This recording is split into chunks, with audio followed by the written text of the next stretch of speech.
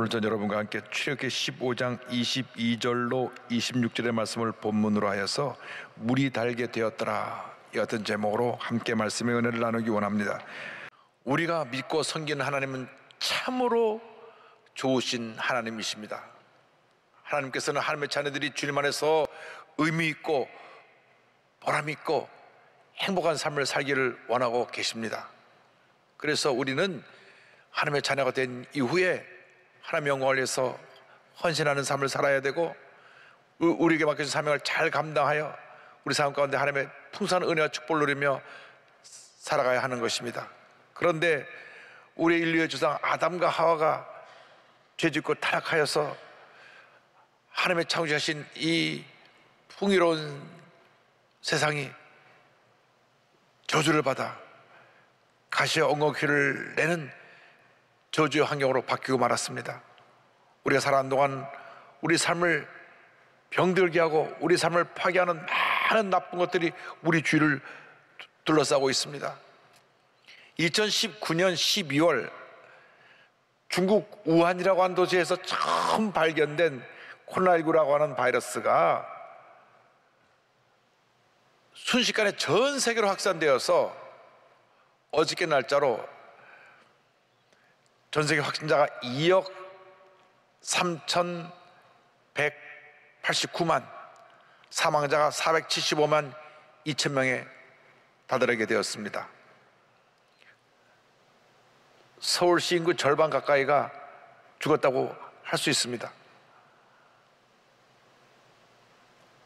과학 문명이 발달되고 우리 인간이 만물의 영장이라고 모든 분야에서 이전에 보지 못했던 놀라운 성과를 나타내고 있지만 이 바이러스 하나 막지 못하고 무기력하게 무너지는 우리의 모습을 발견하게 됩니다. 지금 백신이 전 국민에게 보급되고 치료제가 나와서 이것을 이제 막아낼 수 있다고 하지만 자꾸 변이가 생기니까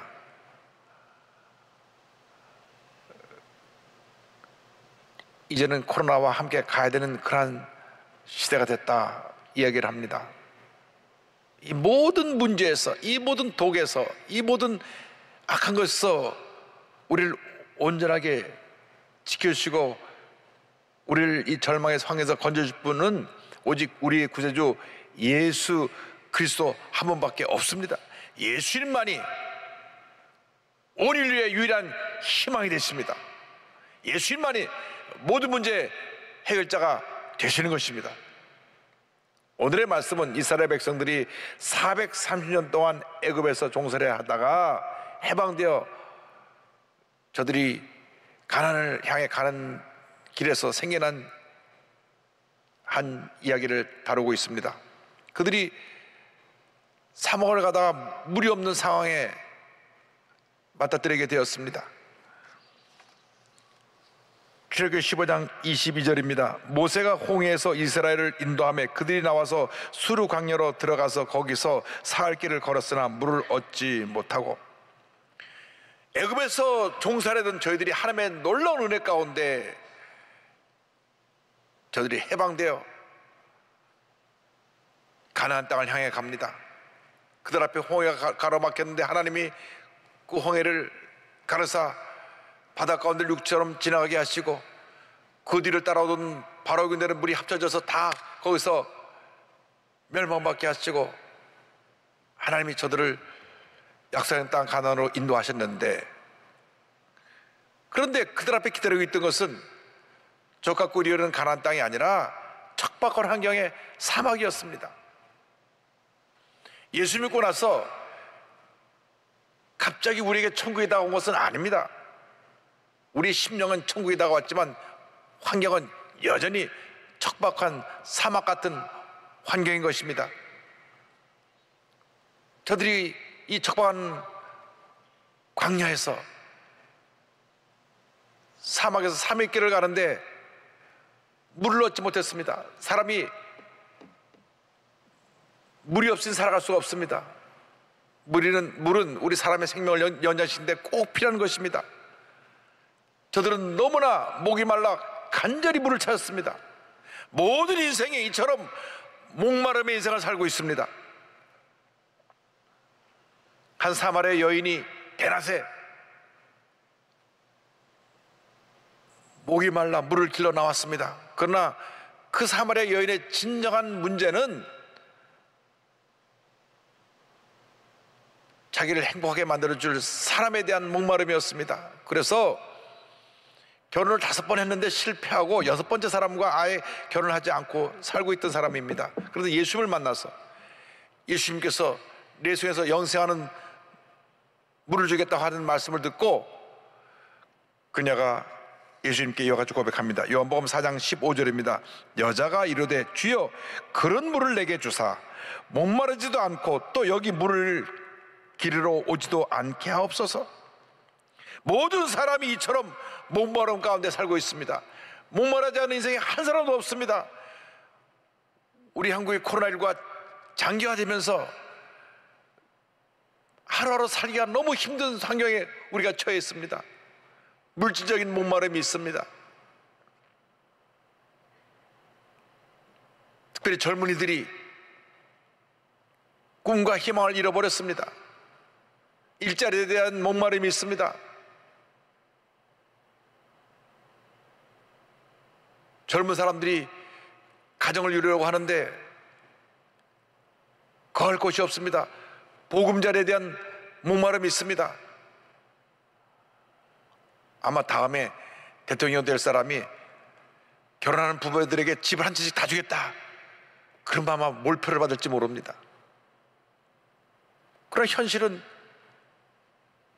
그것을 해결하지 못하기 때문에 그러한 절망적인 상황에서 갈급한 목마름이 있는 것입니다. 그런데 반면에 돈을 많이 가진 사람들이, 예수님 없이 사는 사람들은 그 영혼의 목마름을 견딜 수가 없어 몸부림칩니다.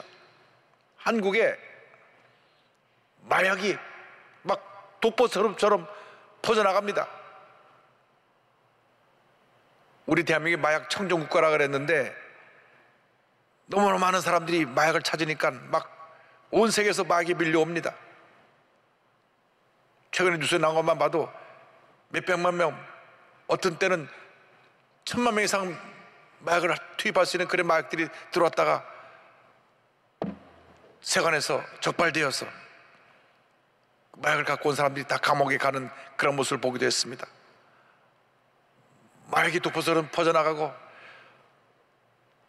도박하는 사람들이, 세상 쾌락에 빠진 사람들이 너무나 많이 있습니다. 영혼의 갈급함을 그런 데서 채우려고 하니까 더 갈증만 심해져 가고 있는 것입니다. 어떻게 이 목마름을 해결할 수가 있겠습니까? 이스라엘 백성들이 3일 길을 가다가 드디어 물을 발견했는데 물에 독이 들어있어서 써서 먹을 수가 없게 되었습니다. 독이 든 쓴물에 대하여서 출애굽기 15장 23절을 말씀합니다. 마라에 이르렀더니 그곳 물이 써서 마시지 못하겠으므로 그 이름을 마라라 하였더라. 간신히 물을 찾긴 했는데 독이 있어서 물이 써서 마실 수가 없습니다. 열왕기하 보면 엘리사 시대에도 저들이 굶주려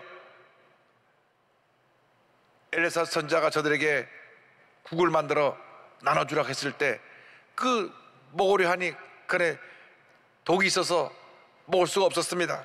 이에 퍼다가 무리에게 주어 먹게 하였더니 무리가 국을 먹다가 그들이 외쳐 이르되 하나님의 사람이여 소대에 죽음의 독이 있나이다 하고 능히 먹지 못하는지라. 이상에 먹고 마시는 것에 독이 들어가 있는 것이 많이 있습니다.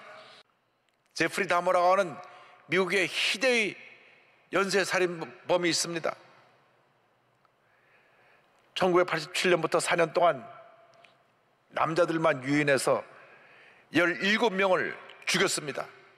이 사람이 동성애자 게이인데 게이바에서 남자들을 유혹해갖고 자기 집에 데려와서 수면제를 타는 술을 먹이고 잠이 든 다음 온몸을 잘라 토막살인했습니다. 죽은 시체하고 관계하기도 하고 14살부터 32살에 이르는 젊은 남자들이 다 죽임을 당했습니다. 그런데 이 충격적인 사건이 벌어지고 난 다음 미국의 심리학자들이 많은 사람들이 이 사람에 대해서 연구하기 시작했습니다. 보니까 자라날 때 부모가 늘 싸웠습니다. 아버지가 어머니를 학대하는 모습을 보았습니다. 아예 아들인 제프리에 대해서는 관심이 없었습니다. 그 부모의 싸움을 보면서 마음속에 미움과 분노의 독이 들어오기 시작했습니다. 어머니가 우울증에 걸렸고 자식은 돌보지도 않았습니다. 그래서 고등학교 때부터 알코올 중독자가 돼서 학교 다닐 때 늘 술을 숨겨가지고 학교에서 술을 먹었습니다. 고등학교 졸업할 때쯤 되었을 때 그 부모가 이혼을 하고 어머니가 자기는 집에 남겨놓고 동생만 데리고 집을 떠났습니다. 혼자 내버려진 이 제프리가 그때부터 사람을 죽이기 시작했습니다. 게이바에 가서 젊고 반반한 남자들을 유혹해서 자기 집에 데려와 죽이기 시작했습니다. 17명을 죽였습니다. 18번째 사람도 죽이려고 술을 먹이고 수면제를 먹였는데 18번째 사람이 아마 수면제에 강했던 모양입니다. 수면제에 잠이 깊이 들지 않고 깨어서 수갑 찬 채로 도망을 가서 경찰에 신고함으로 말미암아 경찰이 그 집에 들이닥쳐 보니까 냉장고 안에 토막살이 난 시체로 가득하고 온 집안에 썩은 시체 냄새로 가득한 모습을 보게 되었습니다. 부모의 이혼으로부터 그 마음속에 들어온 이 쓴 물이 온몸을 독을 퍼뜨려서 이와 같은 희대의 살인마로 만든 것입니다. 부모에게 버림받았을 때 그 버림받았던 그 마음의 상처가 독이 되어서 이것은 분노에 사로잡힌 희대의 살인마로 그의 모습이 변화되고 말았던 것입니다. 사람들은 그런 내성적이고 말없는 그러한 젊은이로 봤습니다. 그러나 그 마음속에 독보처럼 번져나갔던 이 미움과 분노의 독이 이와 같은 연쇄살인마로 만들었던 것입니다. 지금 이 세상에도 많은 독이 퍼져나갑니다. 동성애의 독이 계속해서 퍼져나가서 젊은이들의 영혼을 파괴합니다. 자기들을 그 동성애를 합법화하기 위해서 자꾸 법을 만들어서 국회에서 이것을 통과시키려고 합니다. 물질 많은 중에 독이 퍼져나가고 있습니다. 쾌락주의 독이 퍼져나가고 있습니다. 부정적이고 파괴적인 그런 생각의 독이 자꾸 퍼져나갑니다. 각종 부정적인 죄의 독이 퍼져나가서 이 사회를 무너뜨리고 있는 것입니다. SNS라는 것을 보면은 어떤 사람이 좋은 일을 해도 그것을 트집을 잡고 비판하고 물고 뜨는 그런 악한 영에 사로잡힌 사람이 많이 있습니다. 그 몸에 독이 가득 퍼져 있으니까 독을 뿜어내는 것입니다. 좋은 글이 열이라면 주차한 글이 90일 정도로 지금 온 지면을 SNS를 독에 물든 사람들의 독이 뿜어져 나오고 있는 모습을 우리가 발견하게 되는 것입니다. 이것은 인류의 조상 아담과 하와가 죄를 지은 결과로 다가온 것입니다. 사탄이 들어온 뱀의 말을 듣고 선악과를 따먹는 순간 그 마음속에 불순종의 독이 들어왔습니다. 의심의 독이 들어왔습니다. 교만의 독이 들어왔습니다. 그래서 그것이 그를 사로잡아서 그를 파괴시킨 것입니다. 죄는 절멸성이 있습니다. 하와가 죄를 짓고 아담이 죄를 짓고 그 다음 그 아들 또 가인이 죄를 짓고 또 죄를 짓고 또 죄를 짓고 또 죄를 지어서 그들이 살고 있는 환경이 가시와 엉겅으로 뒤덮인 저주로는 환경으로 바뀌게 되었던 것입니다. 우리가 늘 영적으로 깨어 있어야 됩니다. 말씀을 묵상하고 기도하고 깨어 있어서 어떤 독이 우리 마음을 들어오지 못하도록 우리 자신을 방어해야 되는 것입니다. 어쩌다 독이 들어왔다고 할지라도 예수의 보혈로 독을 씻어내고 치료받고 영적으로 건강한 모습으로 주님을 섬기는 우리 모두가 되어야 할 것입니다. 절대로 예수 믿고 나서도 독이 들어와 있는 상태로 자신을 방치해 두지 말고 날마다 말씀으로 씻고 예수의 보혈로 치료받아서 독을 제거하고 건강한 모습으로 살아가는 여러분 모두가 되기를 주님의 이름으로 축원합니다. 그런데 이 독이 든 물이 너무 써서 먹을 수가 없으니까 저들이 불평했습니다. 출애굽기 15장 24절입니다. 백성이 모세에게 원망하여 이르되 우리가 무엇을 마실까 하매, 아무리 힘들고 어려워도 원망과 불평을 하면 안 됩니다. 원망과 불평은 오히려 독을 더 빨리 온몸으로 확산을 시키는 것입니다. 원망과 불평은 내 마음을 파괴하고, 원망과 불평은 내 가정을 파괴하고, 내 이웃을 파괴하고 교회에 해를 입히는 것입니다. 부정적인 생각이 원망과 불평을 가져오고 우리 삶 가운데 문제를 가져옵니다. 모세는 이 같은 환경에서 그들의 말을 듣지 않냐고 하나님께 엎드려 기도했습니다. 모세의 기도와 응답에 대해서 출애굽기 15장 25절을 말씀합니다. 모세가 야훼께 부르짖었더니 야훼께서 그에게 한 나무를 가리키시니 그가 물에 던지니 물이 달게 되었더라. 모세는 출애굽 이후 문제 앞에서 이스라엘 백성들처럼 원망과 불평하지 않았습니다. 저들이 신광야에서도 물이 없다고 불평할 때 모세가 하나님께 엎드려 부르짖었습니다. 17장 4절입니다. 모세가 야훼께 부르짖어 이르되 내가 이 백성에게 어떻게 하리이까? 그들이 조금 있으면 내게 돌을 던지겠나이다. 모세처럼 어떤 문제를 만나든지 먼저 엎드려 기도하는 여러분 되기를 바랍니다. 문제가 생길 때마다 그 문제에 붙잡혀서 원망불평하지 말고, 남 탓하지 말고, 부정적인 얘기에 쏟아놓지 말고 그 시간에 하나님께 엎드려 기도하시기 바랍니다. 주여, 내가 이런 어려움에 처했사오니 저를 도와주시옵소서, 나를 절망의 자리에서 건져주시옵소서 부르짖어 기도하는 여러분 모두가 되기를 바랍니다. 기도할 때 응답이 다가옵니다. 기도할 때 기적이 임하는 것입니다. 그래서 교회를 내 집은 만민이 기도하는 집이라고 말씀한 것입니다. 우리가 모여서 기도하고 흩어서 주의 몸을 전할 때 하나님의 은혜가 임하게 됩니다. 우리가 기도하지 아니하고 우리가 열심히 주의 뜻대로 살아가려고 노력하지 않으니까 이 죄의 독이 우리를 점령해서 우리를 넘어뜨리는 것입니다. 그러므로 우리가 영적으로 깨어 있어야 됩니다. 기도에 힘써야 됩니다. 말씀 붙잡고 모든 문제 어려움을 이겨내고 믿음으로 승리하는 삶을 살아야 할 것입니다. 엎드려 기도할 때 응답이 다가왔습니다. 하나님께서 한 나무를 물에 던지라고 말씀하신 것입니다. 출애굽기 15장 25절입니다. 모세가 야훼께 부르짖었더니 야훼께서 그에게 한 나무를 가리키시니 그가 물에 던지니 물이 달게 되었더라. 모세가 순종하여 한 나무가지를 꺾어서 물에 던지니 쓴물이 단물이 되었습니다. 독이 사라져 버렸습니다. 쓴물을 단물로 바뀐 이 나뭇가지는 예수 그리스도의 십자가를 상징합니다. 인생의 독이 든 쓴물에 예수님의 십자가를 던지면 모든 독은 사라지고 쓴물이 단물로 변하는 놀라운 은혜와 축복이 임하게 될 것입니다. 십자가의 능력이 우리를 모든 독에서 자유케 만들어 줄 것입니다.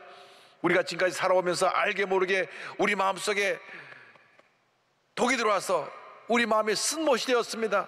미움과 분노가 사로잡고 있고 때때로 우리가 원망과 불평하며 부정적인 모습이 되어서 주님 보시기에 좀 잘못된 모습으로 살았던 우리들의 모습을 우리는 너도나도 갖고 있었습니다. 우리가 예수 십자가의 보혈의 능력으로 이 모든 독을 제거하고 쓴물을 단물로 바꿔야 될 것입니다. 쓴물이 단물로 바뀔 때 하나님의 은혜가 임하는 것입니다. 예수님 십자가 우리 마음 가운데 던지게 될 때 우리의 삶의 질병의 쓴물이 건강의 단물로 바뀌어지게 될 것입니다. 저주의 쓴물이 부유의 단물로 바뀌게 될 것입니다. 우리 삶 가운데 죽음의 쓴물이 영생의 단물로 바뀌어지게 될 것입니다. 우리 삶 가운데 어떤 쓴물이 있었든지 간에 주님의 은혜가 임하면 십자가 능력으로 쓴물이 변해 단물이 되고 우리는 주님 앞에서 변화되어 하나님의 축복과 은혜를 받은 주님의 복된 자녀로 우리의 삶이 바뀌어지게 될 것입니다. 쓴물을 단물로 바꿔주신 하나님께서 이제 이후로 하나님 말씀에 순종하는 삶을 살 것을 말씀하셨습니다. 출애굽기 15장 26절입니다. 이르시되 너희가 너희 하나님 나 야훼의 말을 들어 순종하고 내가 보기에 의를 행하며 내 계명에 귀를 기울이며 내 모든 규례를 지키면 내가 애굽 사람에게 내린 모든 질병 중 하나도 너에게 내리지 아니하리니 나는 너희를 치료하는 야훼임이라. 말씀에 순종할 때 질병에서 노임받게 되고 건강한 삶을 살게 되는 것입니다. 말씀에 순종해야 될 때 우리 삶의 절망적인 환경이 주님이 주신 축복과 은혜와 희망적인 환경으로 바뀌어지게 되는 것입니다. 주님의 은혜가 임하면 우리 삶이 바뀌어집니다. 주님의 은혜가 임하면 더 이상 우리는 절망 가운데 살지 아니하고 주님이 주신 은혜와 축복과 희망 가운데 살게 되는 것입니다. 어머니가 코케인 중독으로 아이를 가졌는데 아이가 태어날 때 그 코케인 독으로 말미암아 앞을 보지 못하고 그리고 자폐증을 앓는 그러한 모습이 되었습니다. 그 이름이 크리스토퍼 더플리입니다. 6개월 만에 800g으로 태어나서 미숙아로 태어나서 뇌가 충분히 자라지 못했습니다. 생후 1년 만에 부모에게 버림받아 위탁기관에 맡겨졌습니다. 그러던 그에게 하나님의 은혜가 임했습니다. 독실한 크리스찬인 고모가 15개월 된 그를 찾아서 자기 자녀로 입양한 것입니다. 고모가 믿음과 사랑으로 정성껏 이 아이를 양육했습니다. 그런데 이 크리스토퍼가 말도 못하고 하루 종일 가만히 앉아있던 이 아이가 어느 날 한 번도 배운 적이 없는 피아노를 앉아서 치기 시작했습니다.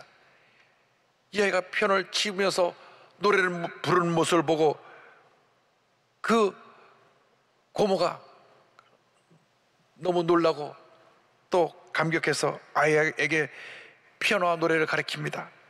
초등학교 1학년 때 미국 현충일인 메모리얼 대회에 나가서 미국 국가를 부른 것을 계기로 해서 2013년에는 앨범을 발매하고 전국 교회를 순회하는 찬양사역자가 되고 지금은 매주일 교회 찬양 인도자가 되어서 주일마다 주님 앞에 아름다운 목소리로 주님을 찬양하고 있습니다. 비록 앞도 보지 못하고 자폐증세도 있고 불안전하지만은 그는 주님을 찬양합니다. 그의 찬양이 많은 사람들에게 큰 감동을 주고 있습니다. 여러분 유튜브에 가보면 저분의 찬양을 들을 수가 있습니다. 이 영상을 본 네티즌들이 나도 무엇인지 할 수 있겠다는 자신감을 가졌습니다. 절망한 해배들 가운데 이 아이의 노래 부르는 모습을 보고 희망을 찾다고 하는 댓글이 달려 있습니다. 고모는 장애를 둔 부모들에게 이렇게 조언합니다.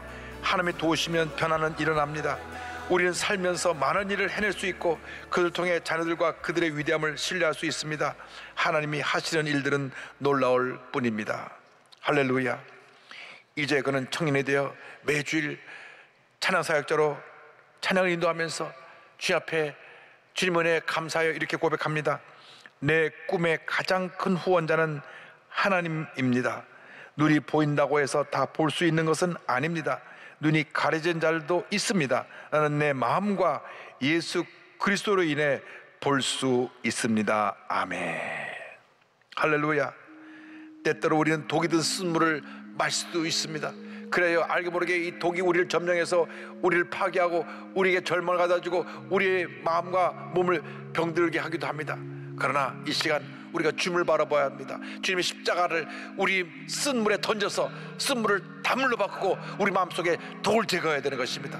그리고 주님 안에서 거룩한 꿈과 희망을 갖고 믿음으로 나가야 합니다. 여러분 각자를 부르셨을 때 여러분의 주신 사명이 있습니다. 그 사명이 무엇입니까? 그 사명을 알아서 그 사명을 이뤄나가며 주님께 주신 꿈을 부여잡고 믿음으로 나갈 때 하나님의 위대한 사람으로 여러분 모두가 쓰임받게 될 것입니다. 인생은 짧습니다. 한번 지나가는 인생인데 정말 주님 안에서 모든 독을 다 제거하고 꿈과 희망의 전도사가 되어서 하나님의 영광에 살아가는 여러분 모두가 되기를 주님의 이름으로 축원합니다.